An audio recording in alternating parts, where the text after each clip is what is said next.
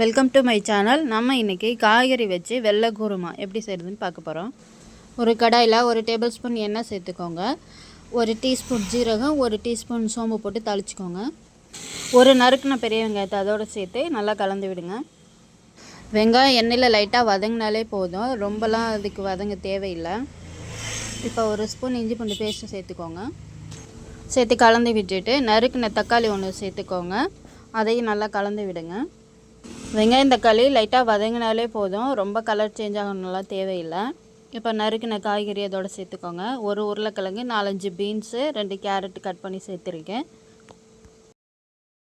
அடுப்பை மீடியம் ஹீட்லேயே வச்சுட்டு நல்லா கலந்து விடுங்க. குருமாவுக்கு தேவையான உப்பு சேர்த்துக்கோங்க. இது கூட நீங்கள் பச்சை பட்டாணி, காலிஃப்ளவர் இதெல்லாம் கூட சேர்த்துக்கலாம். சப்போஸ் வீட்டில் காய்கறி இல்லை, உருளைக்கிழங்கு இல்லை, இதில் ஏதாவது ஒரு காய் தான் இருக்குது அப்படின்னா நீங்கள் அதை மட்டும் சேர்த்து செய்யலாம். அதுவும் நல்லாவே இருக்கும் டேஸ்ட்டு. இது கூட மசாலா பொருள் எதுவும் சேர்த்து செய்ய போகிறது இல்லைங்க, வெறும் தேங்காய் மட்டும்தான் அரைச்சி சேர்க்க போகிறோம். காய்கறி ரொம்ப வதங்க வேண்டாம். இப்போ தேவையான அளவு தண்ணி சேர்த்து ஒரு மூடி போட்டு மூடி வேக வச்சுக்கோங்க. அதே மாதிரி காய் ரொம்ப வேகவும் விடக்கூடாது, ஒரு 80% வெந்தாலே போதும். காய் கடித்து சாப்பிடும்போது தான் அது டேஸ்ட் நல்லாயிருக்கும். ஒரு மூடி போட்டு மூடிட்டு ஒரு 10 நிமிஷம் போல் மீடியம் ஹீட்டில் வேக வச்சுக்கோங்க. காய்கறி வேகிற டைமில் நமக்கு அதுக்கு தேவையான தேங்காயை அரைச்சி எடுத்துக்குவோம். காரத்துக்கு ஏற்ற மாதிரி பச்சை மிளகாய் சேர்த்துக்கோங்க. 1 கப் துருவின தேங்காய், கூடவே 1 ஸ்பூன் சோம்பு, 1 ஸ்பூன் கசகசா சேர்த்து நல்லா அரைச்சி எடுத்துக்கோங்க. நல்லா நைஸாக அரைப்பட்டு வரணும். நல்லா க்ரீமியாக உங்களுக்கு குருமா வேணும்னா இது கூட ஊற வச்ச முந்திரி பருப்பை சேர்த்து அரைச்சிக்கலாம்.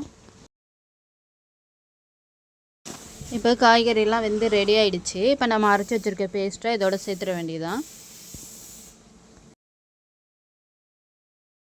தேங்காய் பேஸ்ட்டு சேர்த்ததுக்கப்புறம் குருமா ரொம்ப நேரம் கொதிக்கக்கூடாது, ஒரு 2 நிமிஷம் கொதிக்க விட்டு இறக்கிடுங்க. காரம் எல்லாம் காய்கறியோடு சேர்ந்து நல்லா வெந்து வரட்டும்.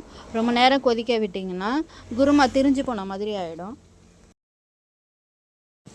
இப்போ இது கூட ஒரு கைப்பிடி அளவுக்கு நறுக்கின மல்லி இலை, 4-5 போல் புதினா இலைகளையும் நறுக்கி சேர்த்துக்கோங்க. சேர்த்து நல்லா கலந்து விட்டு அடுப்பை ஆஃப் பண்ணிடுங்க. அவ்வளோதாங்க, வெள்ளை குருமா ரெடி ஆகிடுச்சு. இதை இட்லி, தோசை, சப்பாத்தி எல்லாத்துக்குமே தொட்டு சாப்பிட்லாம். நான் இன்றைக்கி சப்பாத்திக்கு எடுத்திருக்கேன். இதுபோல் சமையல் வீடியோ வேணும்னா நம்ம சேனலை சப்ஸ்கிரைப் பண்ணிக்கோங்க. கூடவே இருக்க பெல் சிம்பிளையும் கிளிக் பண்ணிக்கோங்க. அளவோடு சாப்பிட்டு ஆரோக்கியமாய் வாழ்வோம். தேங்க்யூ ஃபார் வாட்சிங்.